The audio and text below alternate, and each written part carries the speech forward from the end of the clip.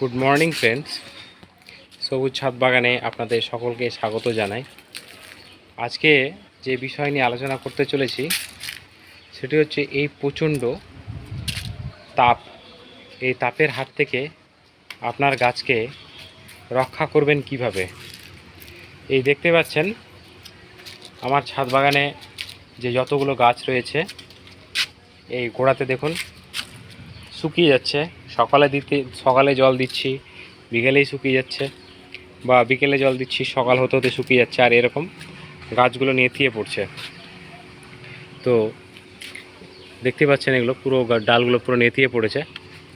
তো এইগুলি হাত থেকে আপনি রক্ষা করবেন কিভাবে আপনার গাছকে। আজকে আমি ইচ্ছা করে গাছে জল কম দিয়েছি সকালে, যাতে কি আপনাদের সঙ্গে ভিডিওটি শেয়ার করতে পারি। তার জন্যই আমি এটা নিয়ে আলোচনা করছি। তো বন্ধুরা, প্রথমত আমরা চেষ্টা করব যে গাছগুলি এখন যেহেতু প্রচণ্ড গরম, তো এরকম একটি গ্রিন নেট, তো এই গ্রিন নেট আমরা ব্যবহার করতে পারি অন্তত পক্ষে 50% মিনিমাম। এই যেহেতু তাপ, মিনিমাম 50%। দেখতে পাচ্ছেন এখানে আমার বেশ অনেকটা ছায়াযুক্ত এলাকা রয়েছে। আবার দেখুন এখানে রোদ কতটা, এখান থেকে বেরানো মাত্র প্রচণ্ড তাপ, মানে এখানে আমার 50% তাপমাত্রা মোটামুটি এখানে আমাকে রক্ষা করছে এই গ্রিন নেটে। তো এরকম আপনি গ্রিন নেট অনলাইনেও পেয়ে যাবেন, এবং দোকানে গিয়ে আপনি খোঁজ করতে পারেন। নাম বলতে হবে গ্রিন নেট। কমসে কম 75% বা 50% হলেও চলবে, কিন্তু যতটা মোটা সম্ভব পাওয়া গেলে ভালো।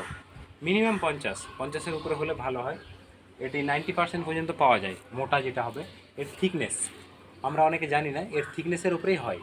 এই যে নেটটা দেখছেন, এই নেটটা মোটা হবে, পাতলা হবে। যেটা পাতলা হয়, আমি পাতলাটাও দেখাচ্ছি আপনাদের। এটা হচ্ছে 25%। যে বিষয়টা আমার আগে কতটা অভিজ্ঞতা ছিল না, সেটিকে আমি খুলে এখন সরিয়ে দিয়েছি। তো এটা হচ্ছে 25% গ্রিন নেট। দেখুন কত পাতলা, এইবার উপর পুরো দেখা যাচ্ছে। এটা হচ্ছে 25%। আর আপনাদের আমি বলছি মিনিমাম 50, ম্যাক্সিমাম আপনার 90% পর্যন্ত পাওয়া যায়। এই গ্রিন নেট যদি আপনি দিয়ে দেন, তাহলে গাছে অনেকটা রক্ষা পাবেন। দ্বিতীয়ত, আপনি আপনার গাছকে প্রতিদিন পারলে দুপুরবেলা গাছকে জল দিয়ে স্নান করাতে হবে।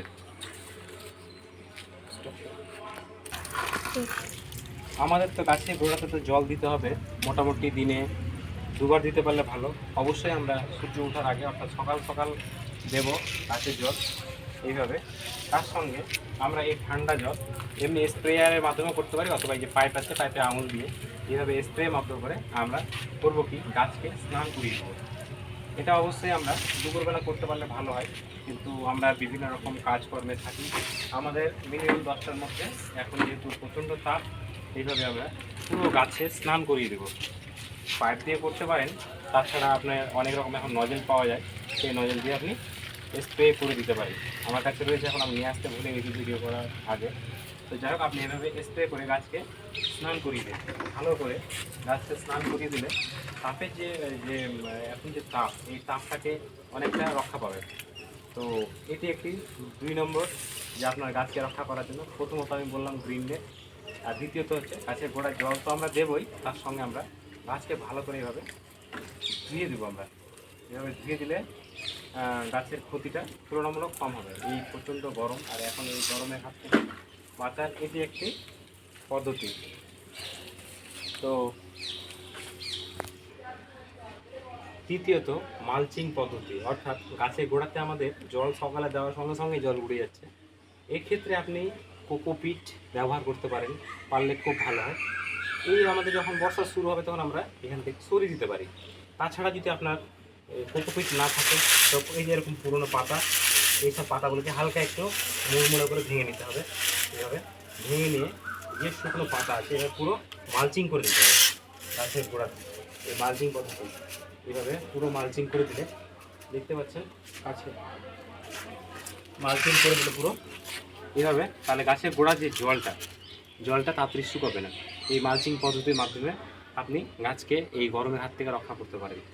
এখানে আপনি কোকোপিট, ধানের গুঁড়া যেটা হয়, ধান চাল থেকে যখন ধান থেকে যখন চাল তৈরি করা হয় তখন এই ধানের গুঁড়ো হয়, সেই গুঁড়ো দিতে পারেন। এরকম পুরনো পাতা অথবা গোবর সার দিয়ে এভাবে মালচিং করে দিতে পারেন। এইভাবেও আপনি আপনার গাছকে গরমের হাত থেকে রক্ষা করতে পারেন। এখন প্রচণ্ড তাপ, এই তাপের মধ্যে ভিডিও করা যথেষ্টই কষ্টের ব্যাপার।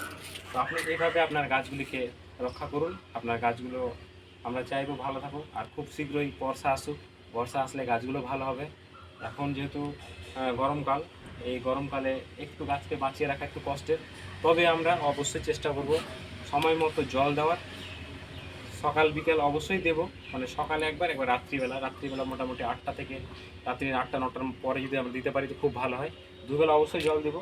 তারপরেও দেখা যায় যে গাছগুলো এরকম শুকিয়ে যাচ্ছে, তার জন্য আমরা এরকম প্রথমত গ্রিন নেট ব্যবহার করব জল দেওয়ার পরে।